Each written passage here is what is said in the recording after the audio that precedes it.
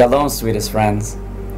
This week is Parshat Chukat, and I was thinking of orchestrating this video in a way where I'll first summarize. For those of you that can't listen to the whole thing, I'll just bring out the points quickly in about a minute or two, and if you'd like to learn with me, that's great, and afterwards I'll summarize it once again. So in this week's Parsha, we have the hitting of the rock. We have Moshe was supposed to speak to it. Hashem commanded him to speak, and instead he hit the rock. He basically demanded something out of the rock. And for that, Hashem tells him he's not going to be able to enter the land of Israel. There's no temple that's going to be built by him. Mashiach isn't going to come. And essentially, he ruined that relationship that he could have had. And furthermore, when he hit it, Rashi tells us, if you look in the Dibur Maskal of Pa'amayim, in Perek Chof, Pasuk Yud Aleph, so by Pa'amayim, Rashi says, Lo hitzi ella tipin, that it brought forth nothing but a few drops. In that first strike, nothing but a few drops came forward. And those few drops represent the toiling that we have to go through until this day because of Moshe's actions, which were reflective, obviously, the frustrations that he had with the people. But those actions that he had, that he took way back then, cause us to today extract only the drops of Torah that we have to toil through, toil over, and that cause immense machloket from every single drop of Torah. From every single drop, we have so much disagreement amongst Klal Yisrael, and there isn't a straight path, a sense of utter nourishment that comes by way of a gushing forth of Torah in our lives. It's a struggle. It's a constant struggle. And furthermore, I hope that I'll bring out the idea that as much as we do struggle, whenever we do get it, whenever we have that aha moment, or whenever we feel like utterly close to HaKadosh Baruch Hu, it's purely a gift. It didn't come from our direct efforts. No love that we have in our life is as a result of our direct efforts. Every bit of satisfaction or love that we have is always a gift. And I remember Rabbi Akiva Tatz always saying, I love to tell this to people, that the concept of an idea, just the word idea in Yiddish, is an Einfalt. It fell into my mind. Yeah, I struggled, I worked at it, I did whatever, but at the end of the day, the reason I'm able to hold on to this idea is because it's an Einfalt. It fell in. It was a gift from Hashem. And hopefully also I'll be able to express the concept at the end of Mashiach ben Yosef and Mashiach ben David. Mashiach ben Yosef represents that tzidkus, that utter righteousness, that steadfastness, the relationship that comes out of fear of Hashem, that we only want to do what's right and we don't want to violate, we don't want to be punished. We are utterly sensitive to the needs and the wants of Hashem. And then Mashiach ben David is a pure gift from Hashem. It's a gift out of love. It's not as a result of anything in particular that we did. But Mashiach ben David comes because we are just being offered the chance to have a relationship with Hashem. Hashem going beyond his limits and granting us Mashiach ben David that paves the way, hopefully soon, for all of us to come. And within that time, we're all going to be equidistant from Hashem. There's not going to be a difference. Right now, someone's a little bit more of a tzaddik, someone's a little bit more of a rasha. There's going to be a circle drawn, and we're all going to be equidistant from Hashem, as represented by the circle, which I hope to describe furthermore in the shir. And I hope to be able to express that the love that we share, that we have, is really, really, really a gift from Hashem. It's never a right that we have, and it's never predictable. That's so important to realize, that we may be taking all sorts of steps in our lives to have love with those that we are trying to have an interpersonal relationship with, or to have love with the ultimate creator of the world, but it's never predictable when we have that. It's always, always a gift. Because really, love depends on too many things. Really, really, it depends on too many things that have to go just right, and we simply can't control it all. And the one key point that I really hope to bring out is that God's love happens by way of Him really expanding Himself, really expanding beyond our own constraints. That He comes in, even though we're undeserving. All those Yidden at the time in the Midbar, they were really undeserving of being granted the great water. But at the end of the day, Hashem just wants to transcend and go beyond whatever our own constraints are.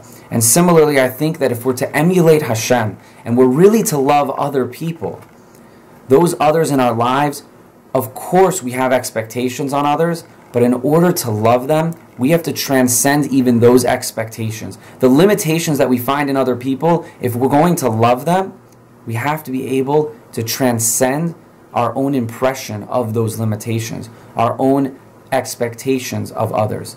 As Hashem, He transcends those expectations to ultimately grant us Mashiach ben David, and the Geula, that we will be utterly able to be in an embrace with Him.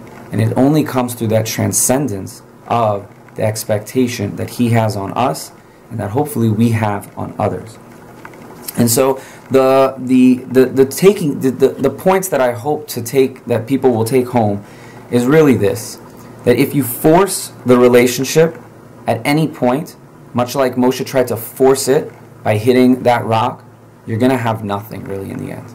You may have something, but we'll express what that something is. Because love is a gift, and therefore you have to speak. Speaking is a way of communicating. Hitting is not a form of communication. Demanding is not a form of communication. At the end, if you hit, if you demand, you may get the thing that you want. You may get a substance, but you're not going to ever get love. You're not going to ever reach the goal of a relationship. Hitting can only grant you a thing. Demanding can only grant you a thing. And love is intangible. We have to remember it's not a thing.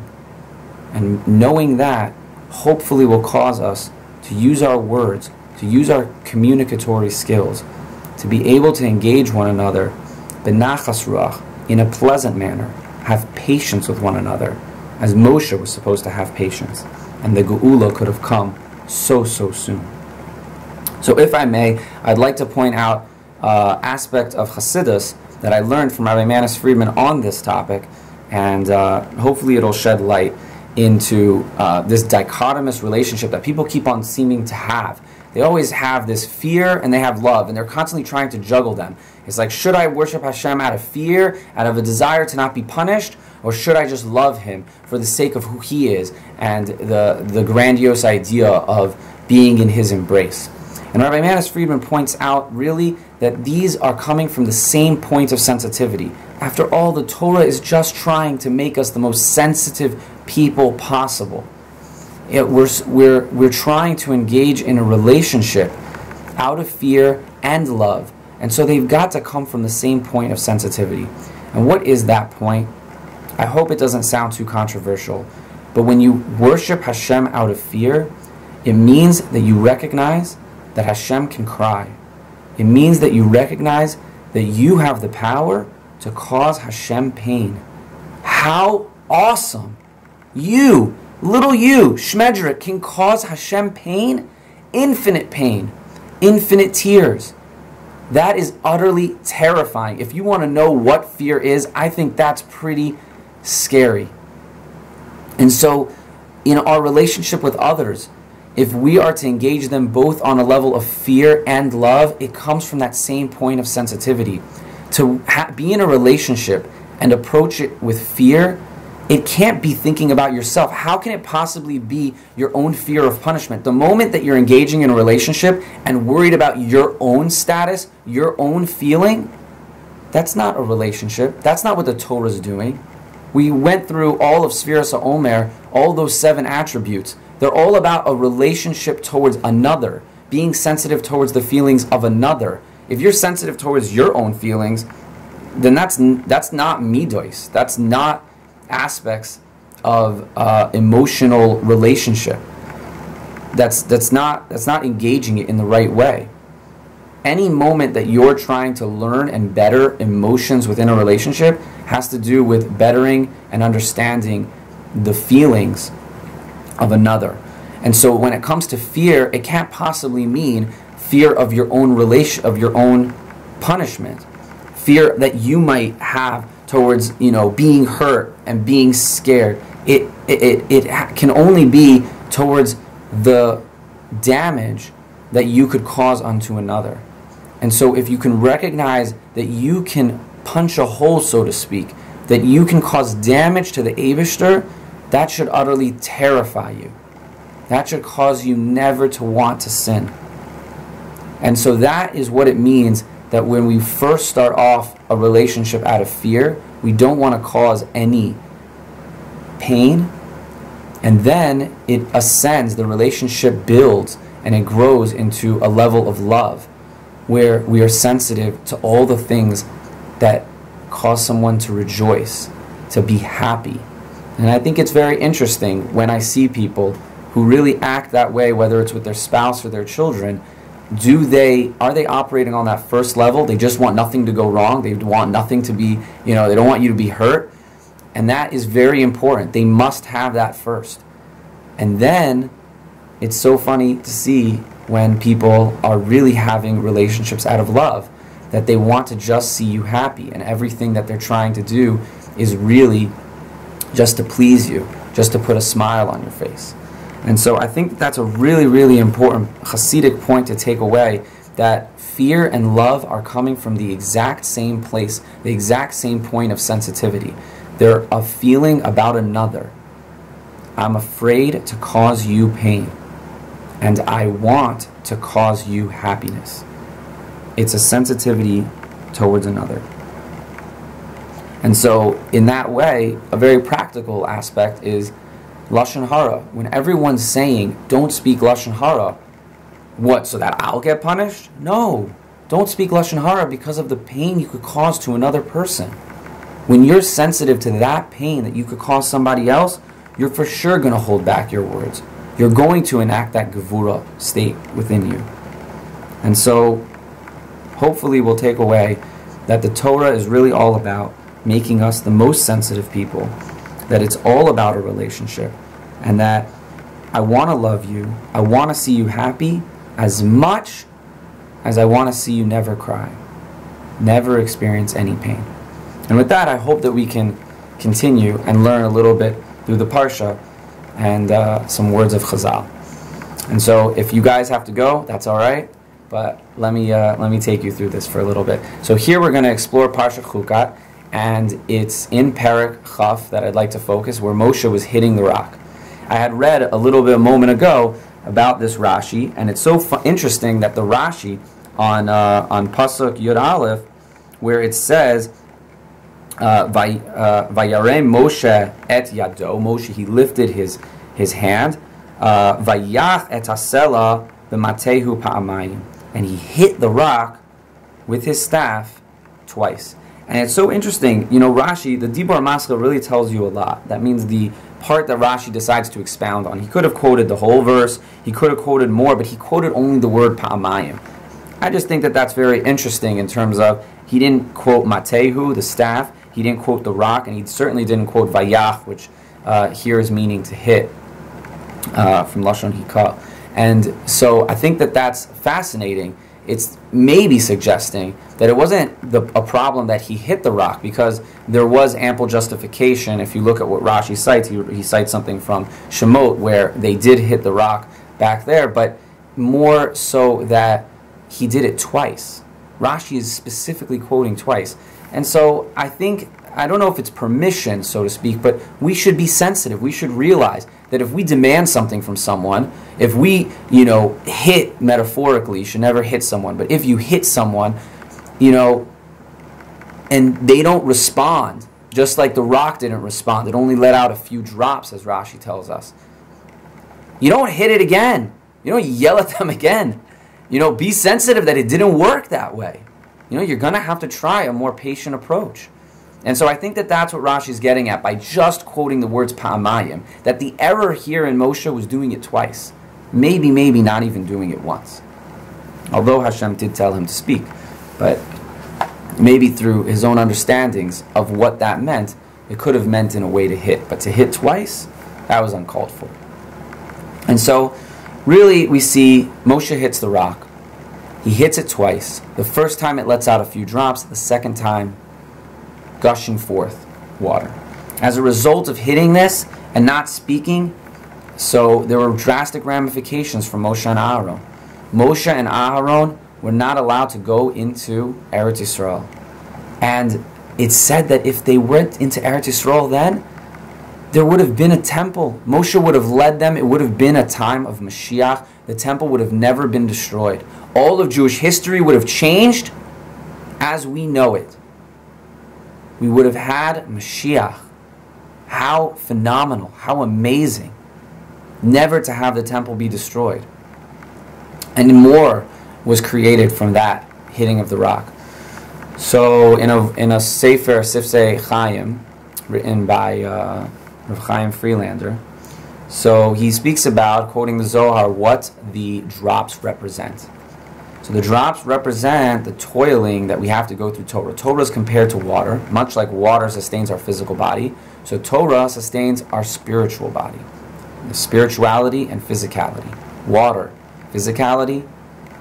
Torah, spirituality. And so the Zohar says that because of the way that Moshe hit the rock, forevermore, Torah is going to be extracted in drops, drip by drip, drop by drop. And it's not going to be so simple. But for now, it looks like we are continuing to struggle. We've got those drip by drip, drop by drop points that we have to extract from Torah, and we're going to argue over them. That's the way that we can only incorporate Torah, because we're not at a time of Mashiach, when it will be a gushing forth, unequivocally known, the word of Hashem, unbelievably clear for us all to follow. And so, if we want to know how serious this is, I mean, it has ramifications in halacha. To say a halacha in front of one's Rebbe, so that is called morei halacha, that you're really defying your teacher. If you were to say something in contradiction, and therefore one is liable to death. And that stems from those words of Moshe. The same morei is the same shimunah hamoreh that he put forth into the world. A tzaddik has the ability to create reality, and that is the reality that we continue to live with to this day. So if it was not for the fact that Moshe struck the rock, the Jewish people, they could just study the Torah and there wouldn't be any disagreements. We would all have it. It would be very straightforward, very clear. But now we have to put in a lot of effort. And are we going to reap the reward? Are we going to get the goal, the complete understanding? That's left up to Hashem. That's whether He gives us that gift or not. But it's not going to be a guarantee in any moment, in any daf that we struggle over, any pasuk that we see contradicts another. It's not simple that we'll have that clarity and be able to put it together. So the Gra points out that in a time of Mashiach, it's going to be clear. But for right now, it's not. And so,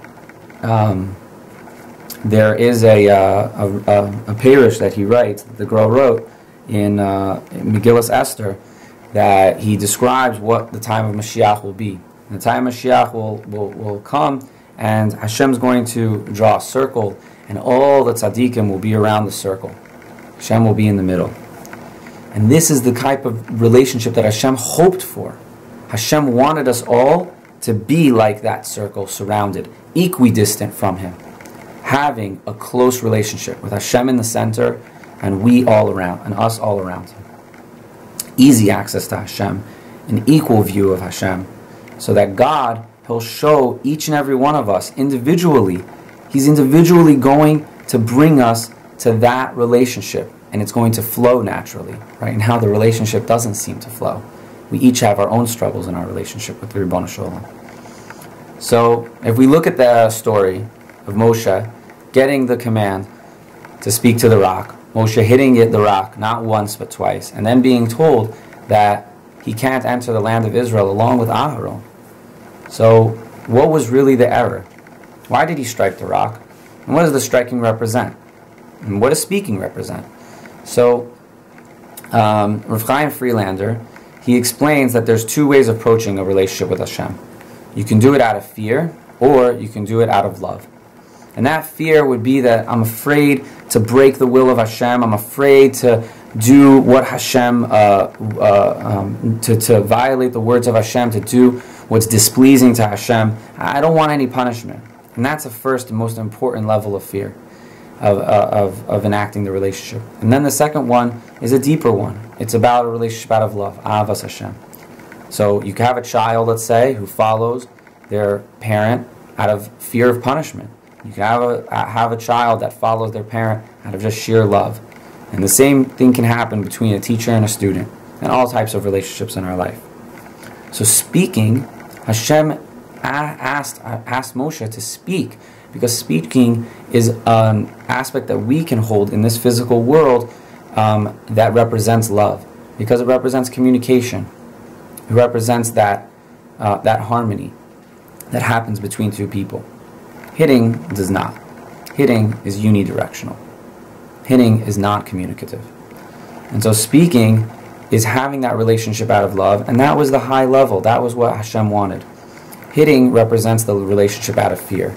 And that's what Moshe saw. Moshe saw that the way Bnei Yisrael were complaining, they were living a relationship with Hashem out of judgment, out of din. It was in a gevuradik state, and that's what had Moshe react in such a way. So that was what hitting represented. And so we should all remember that really using our words, speaking, is the lashon of love. And not demanding and not hitting, but speaking, communicating clearly and waiting for a response back. Patience is a very important part of speaking. Even those moments of silence are, it's talking about, reading between the lines, or, the space between the ink. That's an important part of communication. If there was no space between the ink, there was no distinction between one letter and another, we wouldn't have anything at all. The space is utterly important to recognize. And so sometimes we could say that it just needs a little bit of space. When Moshe hit the rock, if that wasn't a violation the first time, it certainly was the second time, because he afforded no space, no patience. And so the next point that I wanted to bring out was that really what Hashem was doing there was he saw the people complaining. We could say they had no right to do so. Hashem's been taking care of them up until now. All of a sudden Miriam dies, and you think that he's going to leave them high and dry, just get dehydrated, just starve, be parched, thirst isn't quenched? Come on. So they clearly had a very conditional relationship with Hashem. They thought that if they do this, they're going to get that. They didn't just realize that he's in their life for the long haul, forever. And so that reaction of the people certainly demonstrates that they were living a conditional relationship with Hashem. They were living a relationship out of fear, and they weren't on a plane of utter love. They didn't feel secure in the relationship. But what does Hashem do? Hashem nonetheless goes beyond that constraint that the people themselves put themselves in, and he wants to love them and instructs Moshe to speak to the rock. He's going to give them seemingly that which they don't deserve. They've insulted Hashem, and yet he still only wants to give to them. And I want to impress upon you that aspect of Hashem. Hashem really only wants to give to us. I'm reminded by my Rebbeim that, when it came time for Yom Kippur, Hashem created Yom Kippur in order to forgive us. He wants to do it. All you have to do is step forward. We learn the story of Menashe, who was a very evil king, and he does a horrible teshuvah. After praying to a whole bunch of other gods. I'm not going to get into the story in such depth, but he screams out to Hashem, if you don't save me now, you're no different than anybody else. That's his teshuvah. It's not very nice, Our words are usually, God, you're so exalted, there's nobody like you, nobody compared to you. We're very complimentary in our teshuvah process. But he's just like, if you don't save me, you're no different. And Hashem saves him, and Hashem brings him back into the fold, and he's one with Hashem for the rest of the years of his life. I think it was 9 years or 15 years, something like that. It's amazing. You see the power of Hashem. He just wants to forgive. He transcends all boundaries, all constraints that you even put yourself in. You just have to call out to Him. And that's what the people did. They called out. It's a horrible way of calling out. And Hashem responds with love, with speak to the rock. And so that hopefully is a way for us to better understand how to incorporate love in our lives. That if we, even despite the way that someone else that's close to us, our family, speaking to us, we still approach them with love. We rise above the constraints that they've put, that they've made for this relationship. And we go beyond that, surpass that, beyond the limitations. So I wanted to bring two seeming psukim that they might contradict with one another, and realize that what we're getting from Hashem really is a gift. That love of Hashem is purely a gift. So Reb Chaim, he brought down a point of Reb Dessler, who brought down the Zohar, that says, I'll say it in English a bit, but it says, Reb Yitzchak Patach, Reb Yitzchak says, Reb Yitzchak, he began, quoting a verse in Tehillim, Ivdu es Hashem Ivdu es Hashem b'yira, v'gilu b'ra'ada. This is in Tehillim, Perek Beis. So if you want to look it up, means serve Hashem with fear and rejoice with trembling. So one's obligated to serve Hashem with fear and rejoice with trembling. We're supposed to serve Hashem out of awe, within the fear. The worship of Hashem is going to happen out of fear, and then there's going to be rejoicing that takes place within that form of worship and servitude. We're going to start off with fear, but it's going to be a rejoiceful moment. Okay, so that's a little bit funny. We all have a very famous line. We love to sing it. It's in Tehillim again, Perek Kuf, and it goes, Ivdu es Hashem b'simcha, ba'u lefanav birnana. That serve the Lord, serve Hashem with joy, and come before Him with praise. So what are you supposed to do? What do? There's a serve Hashem out of love, serve Hashem out of fear. These psukim seem to contradict one another. So first, you're supposed to serve Hashem out of fear. Be afraid, be in awe. Hopefully the Hasidic interpretation that I started out with has you better understand what that means. But then, through the beginning of that way, that we give honor to God, so then afterwards we're going to find the joy. And the verse itself in Perek and Beis tells us that. Tells us that in the awe you're going to find the joy. You're going to find the reason to rejoice. And so really even Perek Beis puts it together for us alone.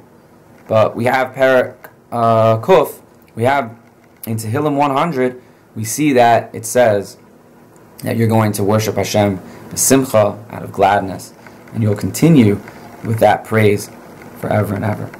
So this is why Moshe says to the Jewish people that the way to serve Hashem is out of fear, to start by respecting boundaries, that it starts with awe, starts with fear, and it's going to grow and blossom into an unconditional, boundaryless love.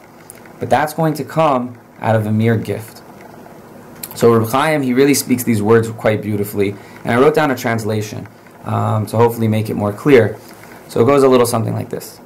See from the Zohar that all of the person's work in his service of God is from the aspect of fear. But you want to get to serving God out of love, right? You can't get it directly.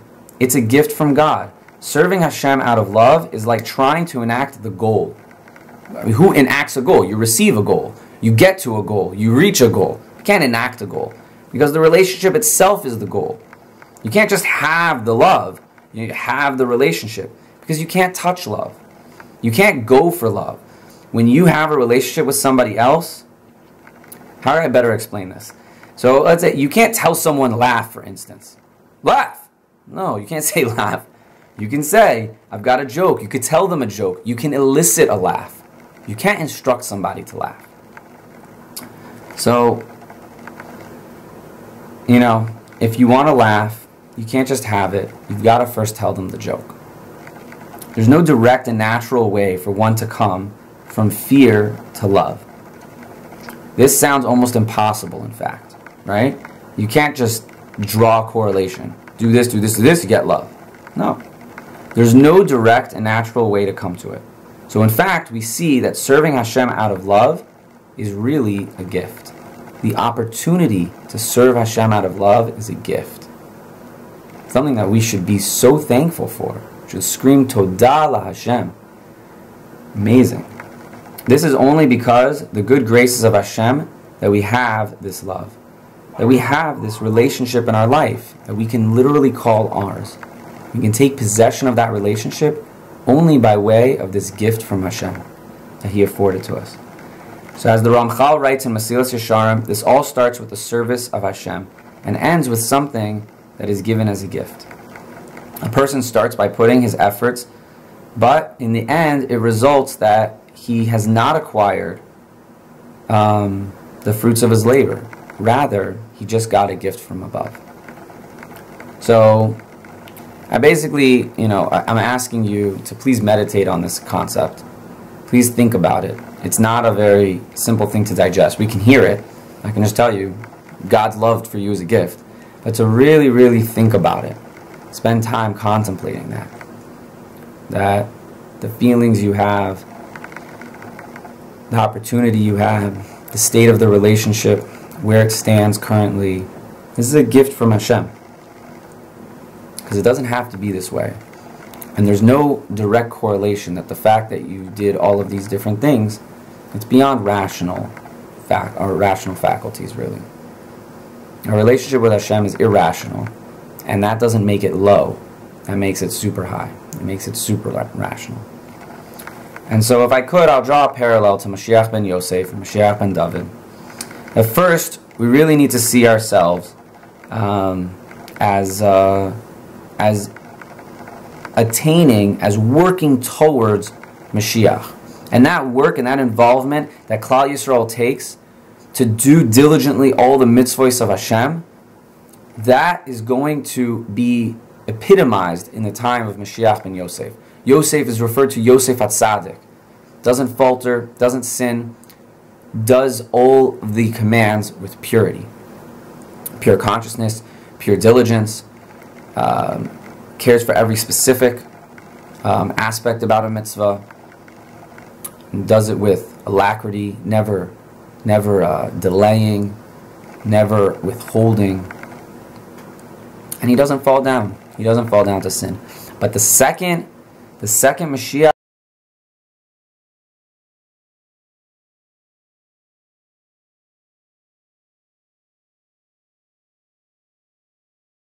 so I hope that we can better understand that the love that we have with Hashem, the love that we have with one another, is purely a gift. It can't be explained. And there are steps that we can take to get there that can really enhance our relationships. But that goal, the love, the laugh, that's a gift. There's no guarantee in that. And when you have it, cherish it. Hold it. Love just really depends on too many things fitting together at the right time, in the right place. You really can't control it all. And that's really my message to everyone. I'm going to give a quick summary again, as I did in the beginning, and hopefully that'll help encapsulate it all. So again, please remember that we can't force any relationship. If you try to force it, you're going to have nothing.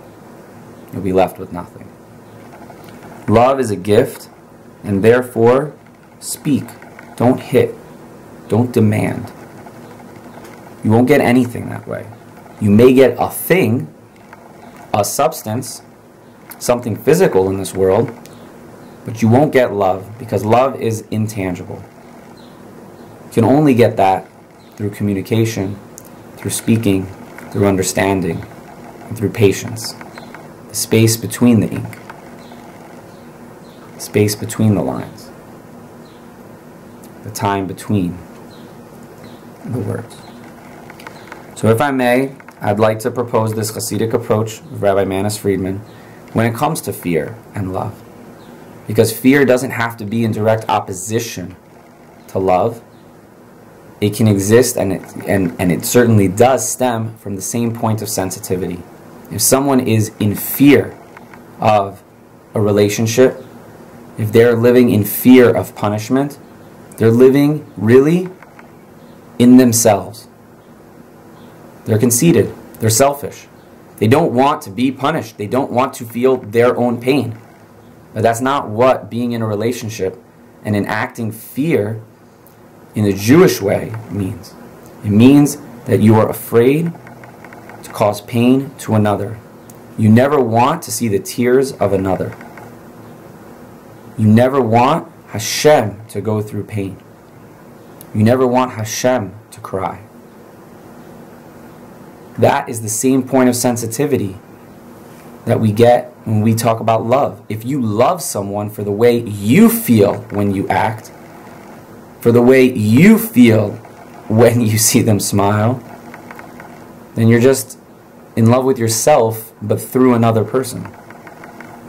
So hopefully the Torah and these lessons help us to be in love with another by being sensitive more and more each day. As time goes on, the level of fear should only grow. We should only yearn to not want them to experience any moment, any bit of pain more and more each day. We should only want to see them smile more and more each day. In that way, there's a fusion of Yira and Ahava. And so, this is practically how we can take it in our lives. That you don't want to cause Lashon Hara, not because it's the worst of all sins and it's going to make you lose Olam Haba. That's you enacting this mitzvah or restraining yourself for the sake of you. But don't do it because it could cause pain to another person. Why would you ever want to cause pain to another person? And when that level of sensitivity grows and grows and grows, your gevura, your level of fear is going to grow and grow and grow. And that's not terrifying, but it is, right? It's not terrifying. You're not living a life where you're afraid of being punished, but you're living a life where you're afraid of hurting another person. And that's the sweetest, kindest thing of all. So the Torah is really about making us more and more sensitive every day. We should always remember that. And that when it's, and with the understanding that it really is all about a relationship, know that as much as I want to love you, as much I want to fear you. I want to see you never cry. I want to see you never sad.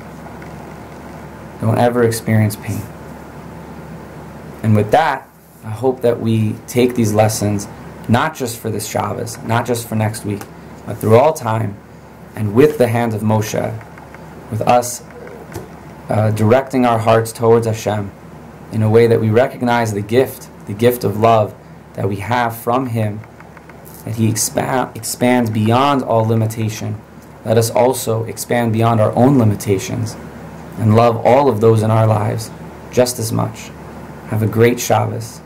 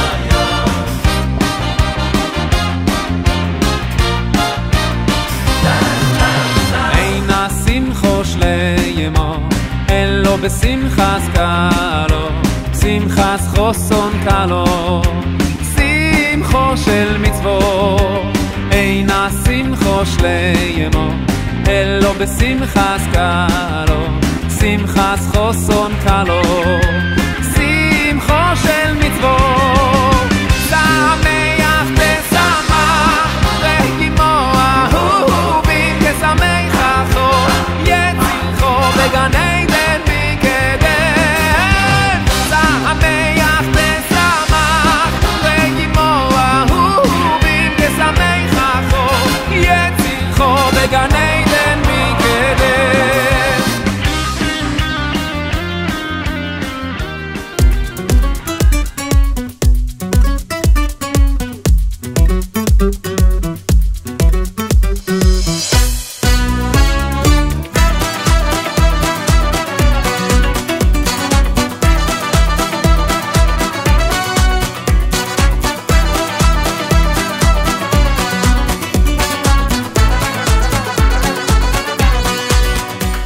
תודה לך, תודה לך, תודה לך כלי הולך איתך ורק איתך לא יכול בלי תודה לך על חושך ויאללה אור הטוב תודה לך אתה תמיד קרוב תודה לך על שמש בשמיים בכל יום על אהבה המלווה לכל מקום תודה לך על הניסים ויאללה טבע גם מודה אני מלך חי וקיים תודה תודה לך השם הלב דורש ומבקש על מה שיש לומר תודה תודה תודה לך השם כל הנשמה תהלל קי וחכה רק לשיר תודה תודה תודה לך השם הלב דורש ומבקש על מה שיש לומר תודה תודה תודה לך השם כל הנשמה תהלל קי וחכה רק לשיר תודה